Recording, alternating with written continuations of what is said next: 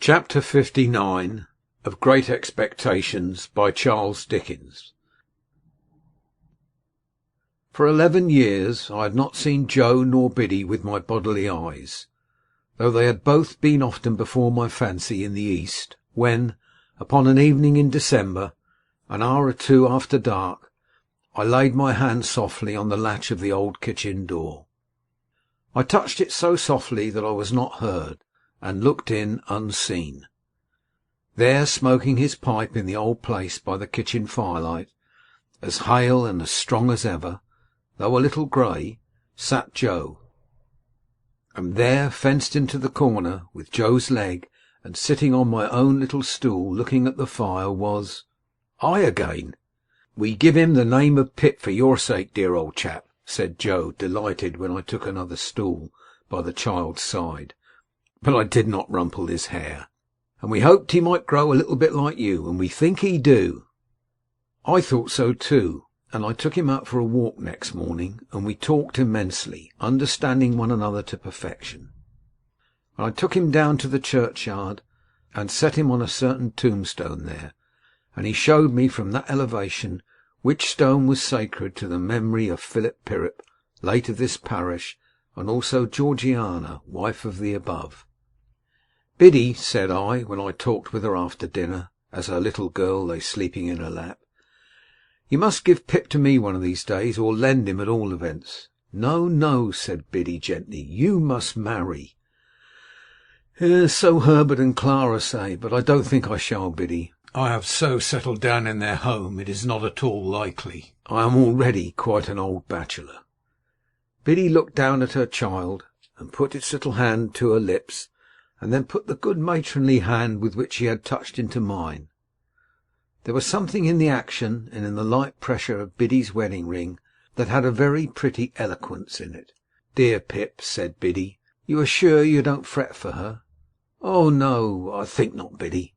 Tell me, as an old friend, have you quite forgotten her?" "My dear Biddy, I have forgotten nothing in my life that ever had a foremost place there, and little that ever had any place there. But that poor dream, as I once used to call it, has gone by, Biddy, all gone by." Nevertheless, I knew while I said those words that I secretly intended to revisit the site of the old house that evening, alone, for her sake. Yes, even so, for Estella's sake. I had heard of her as leading a most unhappy life, and as being separated from her husband, who had used her with great cruelty, and who had become quite renowned as a compound of pride, avarice, brutality, and meanness. And I had heard of the death of her husband, from an accident consequent on his ill treatment of a horse. This release had befallen her some 2 years before. For anything I knew, she was married again. The early dinner hour at Joe's left me in abundance of time, without hurrying my talk with Biddy, to walk over to the old spot before dark. But, what with loitering on the way to look at old objects and to think of old times, the day had quite declined when I came to the place. There was no house now, no brewery, no building whatever left, but the wall of the old garden.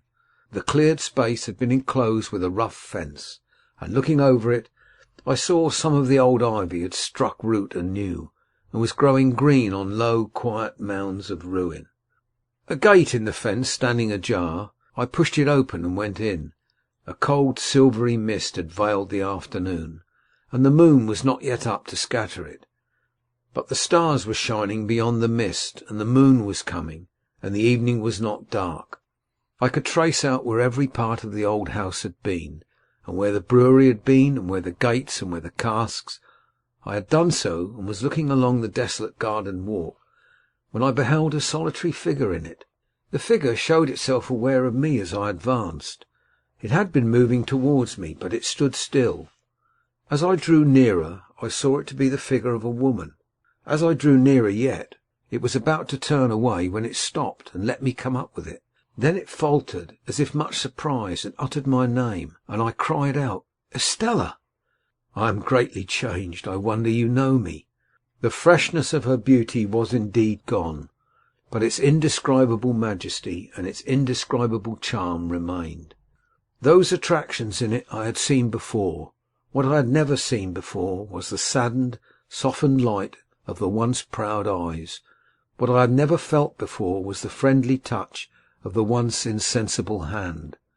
We sat down on a bench that was near, and I said, "After so many years, it is strange that we should thus meet again, Estella, here where our first meeting was. Do you often come back?" "I have never been here since." "Nor I." The moon began to rise, and I thought of the placid look at the white ceiling which had passed away. The moon began to rise, and I thought of the pressure on my hand when I had spoken the last words he had heard on earth. Estella was the next to break the silence that ensued between us. "I have very often hoped and intended to come back, but I have been prevented by many circumstances. Poor old place." The silvery mist was touched with the first rays of the moonlight, and the same rays touched the tears that dropped from her eyes. Not knowing that I saw them, and setting herself up to get the better of them, she said quietly, "Were you wondering as you walked along how it came to be left in this condition?" "Yes, Estella. The ground belongs to me. It's the only possession I have not relinquished. Everything else has gone from me, little by little. But I have kept this. It was the subject of the only determined resistance I made in all the wretched years." "Is it to be built on?" "At last it is. I came here to take leave of it before its change." "And you," she said, in a voice of touching interest to a wanderer, "you live abroad still?" "Still." "And you do well, I'm sure." "I work pretty hard for a sufficient living, and therefore, yes, I do well." "I have often thought of you," said Estella. "Have you?" "Of late, very often. There was a long, hard time when I kept far from me the remembrance of what I had thrown away when I was quite ignorant of its worth. But since my duty has not been incompatible with the admission of that remembrance, I have given it a place in my heart." "You have always held a place in my heart," I answered, and we were silent again until she spoke. "I little thought," said Estella, "that I should take leave of you in taking leave of this spot. I am very glad to do so." "Glad to part again, Estella? To me parting is a painful thing. To me the remembrance of our last parting has been ever mournful and painful." "But you said to me," returned Estella very earnestly, "God bless you, God forgive you. And if you could say that to me then, you will not hesitate to say that to me now. Now, when suffering has been stronger than all other teaching, and has taught me to understand what your heart used to be. I have been bent and broken, but, I hope, into a better shape. Be as considerate and good to me as you were, and tell me we are friends." "We are friends," said I, rising and bending over her as she rose from the bench. "And will continue friends apart," said Estella.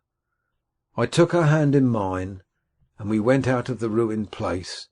And as the morning mists had risen long ago when I first left the forge, so the evening mists were rising now, and in all the broad expanse of tranquil light they showed to me, I saw no shadow of another parting from her. End of chapter 59. Recording by Peter Keeble, Nottingham, United Kingdom. www.peterkeeble.blogspot.com. End of Great Expectations by Charles Dickens.